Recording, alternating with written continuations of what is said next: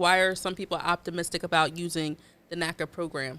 Well, first, since we're on that, I want to thank you because you went with one of my offers and accepted it, and we successfully closed the deal.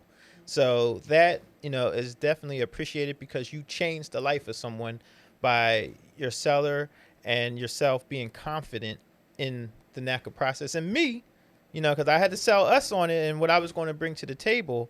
But, ultimately for when it comes to, working with these NACA buyers, you need somebody to take a chance. So that's why I tried to tell them that, aside from the, have no money down, and there's no PMI, there's so much great reason to accept that NACA offer because they can roll the repairs into the loan and make it easier. One thing is credit and income are verified for a lot of these buyers. So a listing agent should feel comfortable knowing that you're not going to get surprised in a couple of weeks that during underwriting that, oh, this person didn't do such and such. So they've been through it. And I think that is one of the things that I like to lead in with so you don't get any surprises. And on top of that, sometimes people don't have enough money to close, right? Well, with a no money down product, no closing costs, things like that, I don't think bringing money to the table to close is going to be an issue.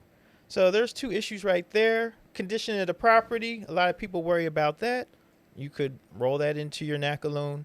You're talking about those inspections. Well, the inspections, getting around inspections, I think one of the benefits are, yes, NACA wants to make sure that it's not just on the seller to do the inspection.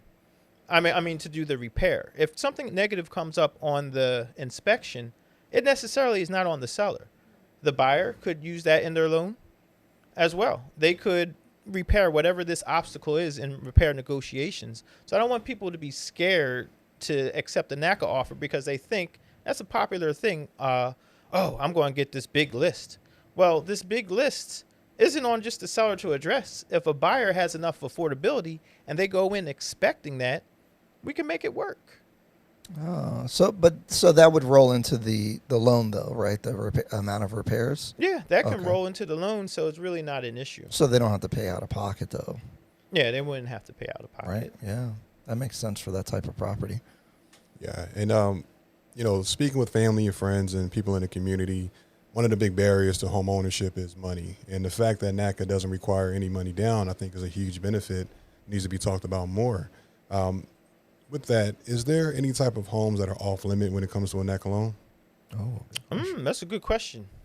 Y'all got me on the spot with that one. Well, you do have a profile of the type of property that you think will be successful usually, right? Well, basically, to answer your question about any homes off limits, there really isn't a home that would be off limits unless someone's income did that.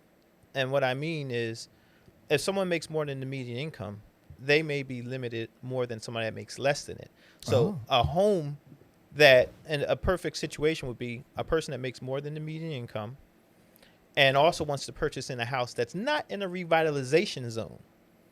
That may be off limits for a person that's what quote unquote non-priority, their status. So someone could get in a situation like that. And that, it's against the NACA's mission when you think about it. Mm-hmm. We're going outside of the areas that need revitalization. So that's why you would be in that situation. Interesting.